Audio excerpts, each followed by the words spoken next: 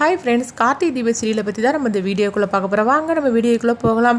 கார்த்தியும் சரவணன் வந்து தீபாவை எப்படியாவது கண்டுபிடிச்சலான்னு சொல்லிக்கிட்டு அவங்க காரில் வந்துட்டு இருக்கிறாங்க. அப்போ சரவணன் வந்து ஏட்டுக்கு ஃபோன் பண்ணுறாங்க. ஃபோன் பண்ணி அவங்க ரெஸ்டாரண்ட்டுக்கு வர சொல்கிறாங்க. அப்போ கார்த்திகிட்ட சொல்கிறாங்க, நான் ஏட்டை வந்து ரெஸ்டாரண்ட்டுக்கு வர சொல்லியிருக்கிறேன், அங்கே கொஞ்சம் போக வேண்டியது இருக்குது அப்படிங்கும்போது, என்ன விஷயம் சார் அப்படின்னு கார்த்திக் கேட்கும்போது, ஒரு கேஸ் விஷயமா நான் அவர்கிட்ட வந்து ஒரு விஷயத்தை பற்றி சொல்லணும் அப்படிங்கப்போ சரி அப்படின்னு சொல்லிட்டு கார்த்தி வந்து ரெஸ்டாரண்ட்டுக்கு போயிட்டு இருக்கிறாங்க.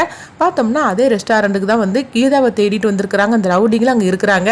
அப்போ அந்த ரவுடி வந்து ஒருத்தங்கிட்ட வந்து அந்த ஃபோட்டோவை கொடுக்குறாங்க, கீதாவோட ஃபோட்டோவை. இவளை எப்படியாவது கண்டுபிடிச்சி தீர்த்து கட்டணும், அதனால நீ எப்படியாவது கண்டுபிடிச்சி தரணும் அப்படின்னு சொல்லி அவங்க கொடுக்கவும் அவனும் சரி அப்படின்னு சொல்லிட்டு அந்த ஃபோட்டோவை வாங்கிட்டு போகிறாங்க.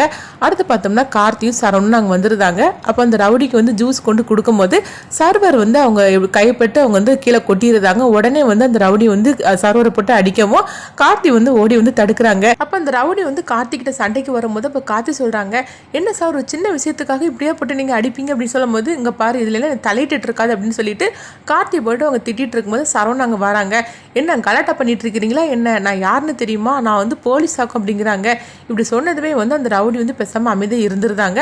அடுத்து பார்த்தோம்னா கார்த்தியை வந்து அப்போ அவரை பார்த்து முறைச்சிக்கிட்டே இருக்கிறாரு. அப்போ அவர் எந்திரிச்சு போகும்போது ஏதோ கீழே விழுற மாதிரிக்கு இருக்குது. அப்போ கார்த்தி வந்து அவர் கூப்பிடவும் அவர் கேட்குறாரு, என்ன திரும்ப வந்து என்கிட்ட வந்து ஏதாவது வந்து வம்பு வைக்க போறியா அப்படின்னு கேட்கும்போது, அதெல்லாம் நான் பிரச்சனைக்கெலாம் வரல, உங்கள் பாக்கெட்டில் வந்து ஏதோ ஒன்று விழுந்துச்சு அப்படிங்கமோ அது பார்த்தோம்னா கீதாவோட ஃபோட்டோவை தான் இருக்குது. ஆனால் அது கார்த்தி அதை கவனிக்கவே இல்லை. அவர் பாட்டுக்கு அந்த ஃபோட்டோவை எடுத்துகிட்டு கார்த்தியை பற்றி திட்டிக்கிட்டே அங்கேருந்து கிளம்பி போயிருந்தாரு. அடுத்து பார்த்தோம்னா தீபாவை தான் காட்டுறாங்க. தீபாவை ஹாஸ்பிட்டலுக்கு கற்பகம் வந்து அழைச்சிட்டு வந்துருந்தாங்க. அப்போ டாக்டர்கிட்ட வந்து அவங்க எழுதி கொடுத்தது அதை கொடுக்குறாங்க. இவங்க வந்து மலை அடிவாரத்தில் வந்து கீழே விழுந்து கிடந்தாங்க, இவங்களை காப்பாற்றி நான் வந்து என் வீட்டில் வச்சுருந்தேன். அப்போ டாக்டர்கிட்ட வந்து ட்ரீட்மெண்ட் கொடுக்க சொல்லும் போது அவங்க வந்து சொல்லிட்டாங்க, பெரிய ஹாஸ்பிட்டல் வந்து இவங்களை கூட்டிகிட்டு போக சொல்லிட்டாங்க, மற்றபடி இவங்க யார் என்னன்னு எனக்கு தெரியாது, அவங்க எழுதி கொடுத்தது இருந்தாங்கன்னு சொல்லிட்டு அவங்க கொடுக்கும்போது அப்போ அந்த டாக்டர் படித்து பார்க்குறாங்க.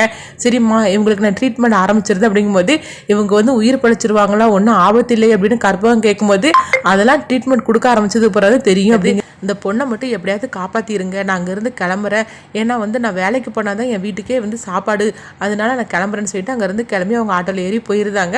அடுத்து பார்த்தோம்னா தீபாவுக்கு வந்து ட்ரீட்மெண்ட்லாம் ஆரம்பிக்கிறாங்க. அதே ஹாஸ்பிட்டலுக்கு மீனாட்சியும் மைதிலியும் ஆட்டோவில் வந்து இறங்குறாங்க. இங்கே பார்த்தோம்னா வந்து தீபாவை தான் காட்டுறாங்க. தீபாவுக்கு வந்து ட்ரீட்மெண்ட் கொடுத்துட்டு இருக்கும்போது அப்போ மைதிலிக்கு வந்து தெரிஞ்சவங்களை பார்க்குறதுக்காக அங்கே மீனாட்சியோட மைதிலி வராங்க. அப்போ மீனாட்சி கேட்குறாங்க, அவங்க வந்து உங்களுக்கு ரொம்பவே சொந்தமானு கேட்டுட்டு இருக்கும்போது, ஆமாம் எனக்கு ரொம்பவே தெரிஞ்சவங்க, அதனால தான் நான் பார்க்குறதுக்காக வந்தேன் அப்படிங்கும்போது, நீயும் எனக்கு கூட வந்தது ரொம்பவே நல்லதாக போச்சு அப்படிங்கிறாங்க.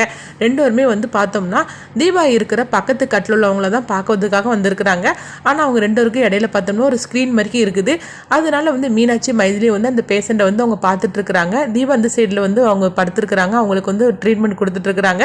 அப்போ திடீர்னு பார்த்தோம்னா டாக்டரை வந்து கூப்பிடுறதுக்காக நர்ஸு ஓடுறாங்க. அப்போ நர்ஸு போகும்போது உடனே மீனாட்சி கேட்குறாங்க, என்னாச்சுன்னு கேட்கும்போது, அந்த பொண்ணு வந்து மூச்சு விடவே ரொம்ப கஷ்டப்படுது, அதனால தான் டாக்டரை கூப்பிடுறதுக்காக போகிறேன் அப்படிங்கிறாங்க.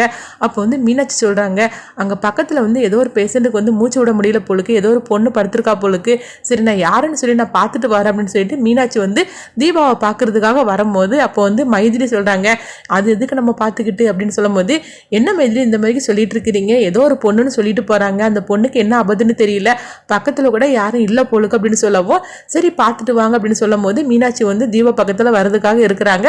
அப்போ மைதிலிக்கு வந்து ஒரு ஃபோன் வருது, உடனே வீட்டுக்கு கிளம்பி வா அப்படின்னு.